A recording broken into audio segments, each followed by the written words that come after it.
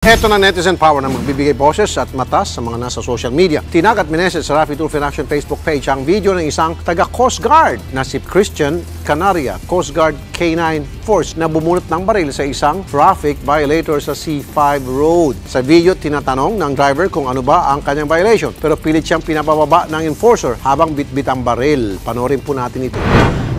Bit niya mo, naglabas ng baril. Sus.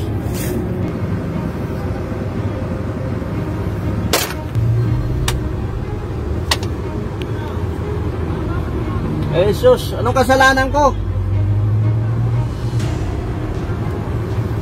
Naglabas ng baril yan?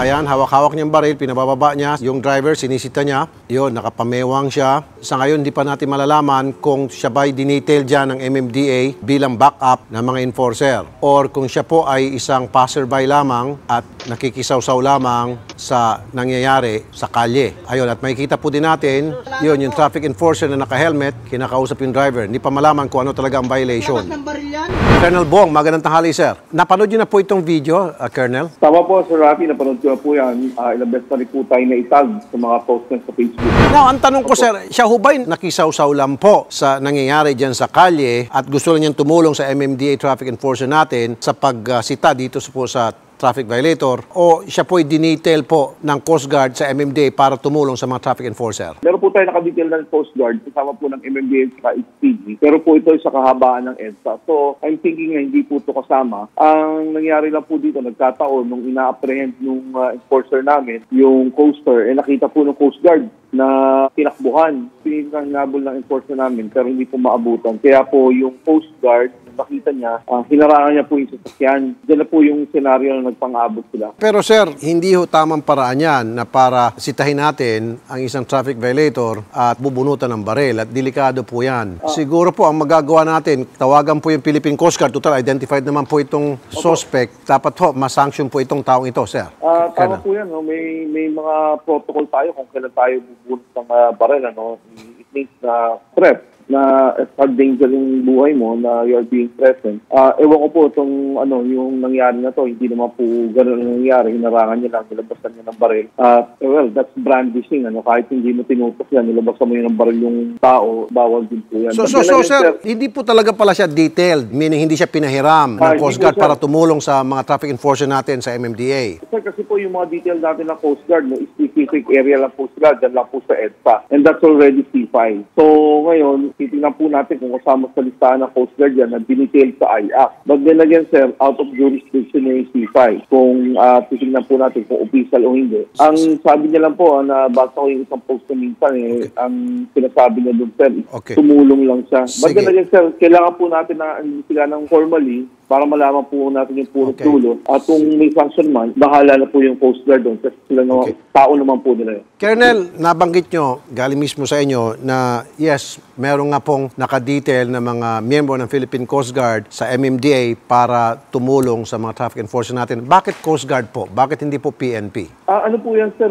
sa Task Force Cubao Makati. Sila po yung dinetailed ng DOTR kasi po ang Coast Guard under ng DOTR. So we created an Interagency Council on Traffic. Po sila sa mga component ng IAC na yun. Kaya po sila nakadetail sa EDSA. Pero sir, sorry anong alam ng Coast Guard sa pagdating po sa traffic management? Ang alam nila is mag-manage siguro ng mga karagatan natin, di ba? Opo.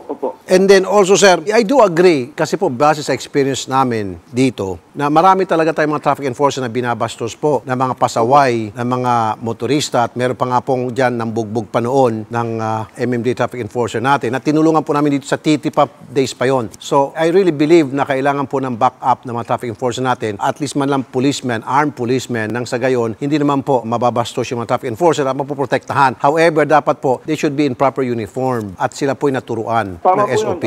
Sir Rafi, yung mga Coast Guard na dinetail sa EDSA, they were trained by Land Transportation Office. They were certified for that kind of job na mag-traffic management at enforcement on EDSA particularly. Sila po ay nakadetail kasama ng mga highway patrol group natin. So, magkakabody po yan. Yaman din lang, sir, pinag-uusapan natin itong Coast Guard na meron ka-deploy nga po detailed sa EDSA para tumulong sa mga traffic enforcement ng MMDA. Wala ako napapansin, sir. Siguro nakasibilyan sila. Pwede ba, sir, pag-uniformahin sila and then siguro magsusot lang sila ng uniform pang itaas o I don't know, na something that will identify them that they are Coast Guard at back up lang sila ng ating mga traffic enforcer. Bali, naka-fatigue lower garments sila, naka-combat boots, kulay orange na t-shirt ng Coast Guard. Meron po silang vest ng IAP at sa sombrero ng IAP. Okay. Yun po yung specified uniform nila sa Pwede yan. Sige po, Colonel, bahala na po kayo dyan kay Petty Officer 3 Christian Canaria. Colonel, maraming salamat ha. Salamat sa mga.